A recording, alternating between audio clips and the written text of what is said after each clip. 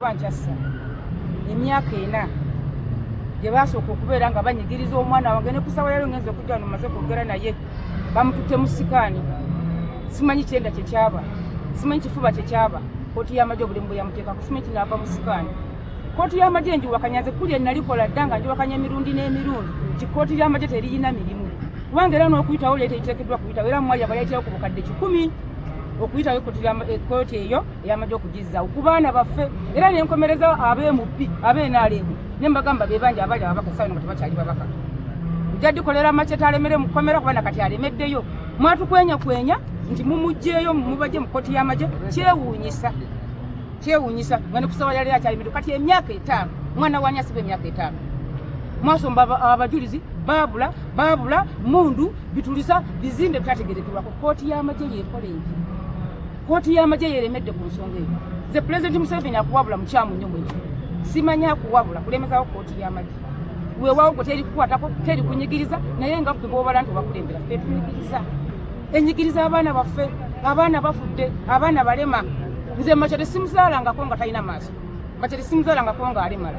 essaawa nobutamwoga alubindi tatunula kooti y'amagye yatujjirira abaazaala abaana bannange buli alina omwana mu kooti nze nkiikiridde abaana 9 abasigala mu kkomera basigalayo lwaki baagaana okukkiriza omusango bo tebamanyi tebokyanga ku bizimbe tebokyanga ku motoka za poliisi tebalina bomu tebalina muntu ne kusawo kye kibalemezza mu kkomera kati mwaka mulamba bano be basinjikiriza ne bakkiriza nga bavuddeyo kati bano bo bakutte mwaka gwa 5 bali eyo mwana waani linnya mu ngato zange ziba zikutuuka otambule nga mwana we yali mu kkomera myaka 5 tomulabako kobe President Museveni gwoli bulungi nnyo tonakyoliraba tonakiri kutuukako naye nze nyina obulumi bwa nsusu nyina obulumi n'amaziga ku mutima gwange bwa nsusu omwana wange siraba kitava mu kooti mukomera mwatulimbalima nti mubaleese temubaleeta temubata wabula kooti y'amagye n'oliisa lw'obukadde 10 katuli wansi tukaaba mwatukogamba abaana buli kyadde bali mu kkomera mutemukyalina nnyo bibakolako naye ng'obukadde 10 bwawe bwawalaka bazzeeyo kooti y'amagye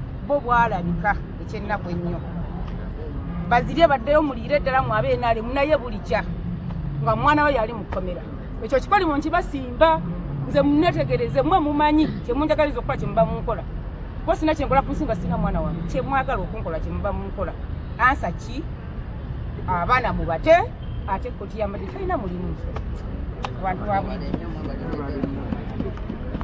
okwabira omusango ngaffe abaluzaako ku injustice eri mu kooti martial 2021 bagenda batukwata naye mu kooti martial twagenda okwesanga mu kaseera bwe twali mu kooti martial nga only our lawyers bwe bali bamanyi ku mateeka naye nga basigaddemu bonna batulamulira ku orders ku biragiro bya Mwai Museveni. So n'olwekyo tulaba nga injustice eri mu kooti y'amagye tesaana kuyimiriranga kooti newe badakiika emu n'ekyokubiri bwe bayakuyimirirawo ekole ku b'amagye bokka kubanga ab'amagye bagubira orders omuntu nga civilian kati nga Robert Christopher siraba nsonga lwaki bugera ku makya ne banteeka mu court martial. Our first day in the court martial twabagamba nti tulina nsonga lwaki mutulisa wano kubanga tituli bannamagye n'olwokubanga kooti egobera orders so si mateeka twekanga nga tumaze emyaka 4 mu court martial ne batubeeza mukomera kyokka the end of the day mu kuvaayo ne batunyigiriza tumale kukkiriza misango okulabanga tuvaayo ekiraga nti muli mateeka wabula likwera ku biragiro bya Mwai Museveni. Tusaba Constitutional Court ekyuse mu nteeka eyo.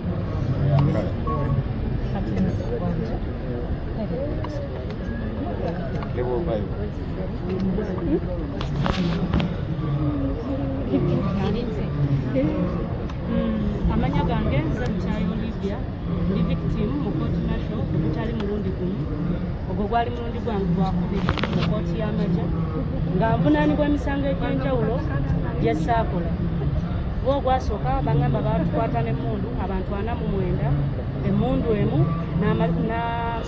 n'amasasi 4 abantu 49 namalayo emyezi 2 nenteebwa nenziramu nenkwatibwa era ne banzaayo mu kooti martial gye nasanga sinze nzekka yaliyo musibe kuba abantu bangi gye bali basipirian abali mu kooti martial abatannafuna bwenkanya be nasangayo nga bakamalayo emyaka nga 5 kuba kooti eyo mu mwaka eyinza okuba ekolamu emyezi 3 oba 4.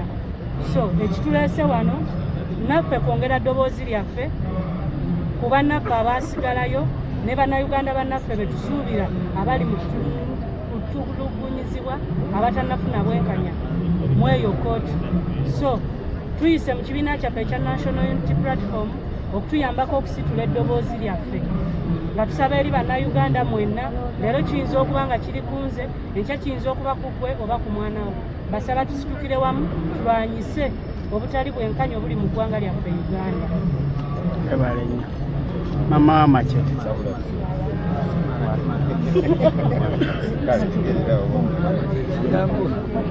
Kyamenyebwa kubanga Paalamenti yayise etteeka erikontana ne ssemateeka kubanga kkooti ensukkulumu yali eyise ekiragiro ekyo.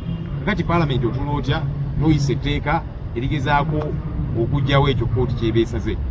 Ekyokubiri, etteeka lyonna nga liyisibwa walina okubeerawo okwebuuza kye tuyita consultation.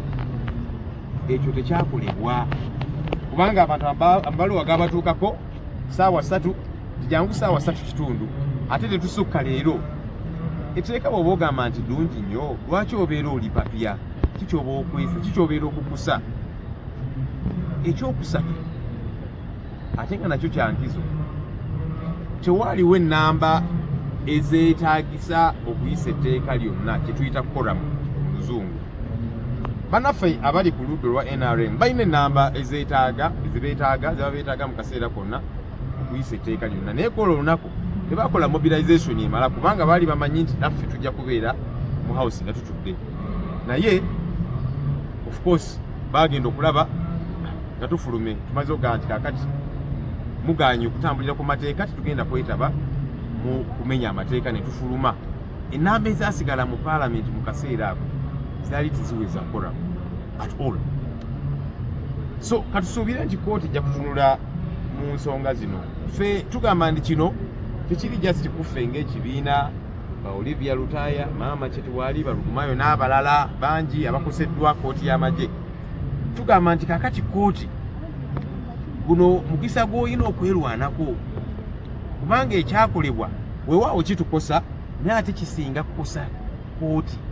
Kkooti ensukkulumu yayisa ekiragiro ekyo ne kivoolebwa. Kakati tugamba kkooti bannange totuula butuuzi, ekiragiro kye wayisa kivoolebwa. Katusuubire nti kkooti ejja kuvaayo ekkaatirize ekituufu era nga kkooti ensukkulumu bwe yayisa etteeka eryo.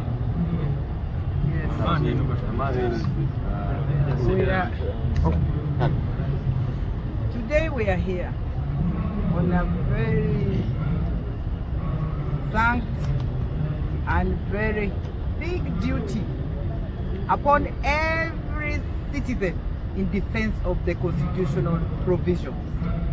The separation of powers.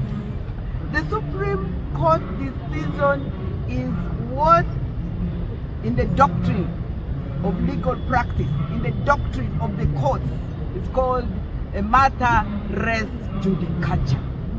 Judiciously rested. No arm of government had the audacity or the powers to go and attempt to resurrect it. Since Parliament took upon itself that duty to, in all manner, with the legalities and all kinds of not the right ways, to try and reinstate the trial of civilians like you and me in a military court. This is a process for all of us. We are reclaiming our dignity, our voice, our power.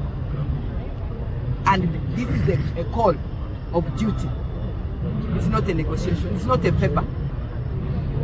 So we are calling all of us to be part of this journey of restoration of human dignity and sanctity of the separation of powers. Thank you.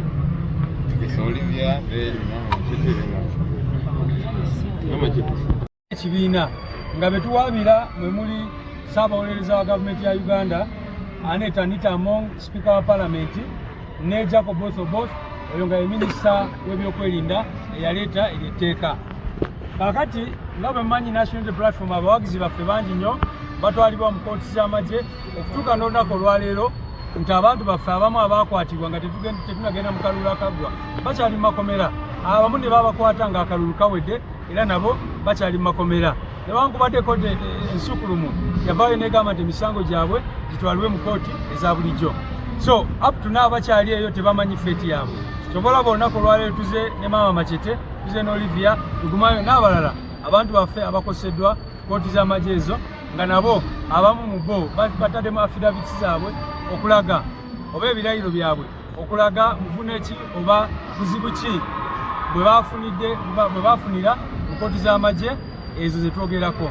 Kye tusaba kooti etaputa ssemateeka kwe kusazaamu lino etteeka naddala obwo obuwaayiro obwekuusa ku kukozesa abantu baffe kooti z'amagye. Nga bwe ngambye ensonga ze tuleese za mirundi ebiri. Ensonga ezimu zikwata ku mitendera egyayitibwamu okuyisa etteeka eryo, zose okuyita procedural issues.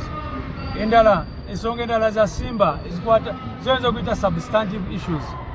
Ensonga emitendera egyayisibwamu tugamba nti tewali consultation, abantu abamu nga ffe batuwandiikira ebbaluwa ne tugifuna ku makya wabulayo dakiika 10 ne bagamba dukogere mu kakiiko ate ojja nga weetegese ng'olina ebiwandiiko byoleese okutulaga obutali bumativu bwamwe ku biira eno n'ebirala n'ebirala. Munaajukira nti n'obukiiko bwa Parliament bwali bukoze reports ez'enjawulo. Bwe baamala okukola reports ezo ne babayita mu State House. General Museveni n'aba orders nti ayiteeka eryo muliise nga bwe libadde. So nsonga nyingi nnyo ziri muno, n'abeera afunye omukisa okusoma petition eno ajja ziraba. Mwebale nnyo, mwebale.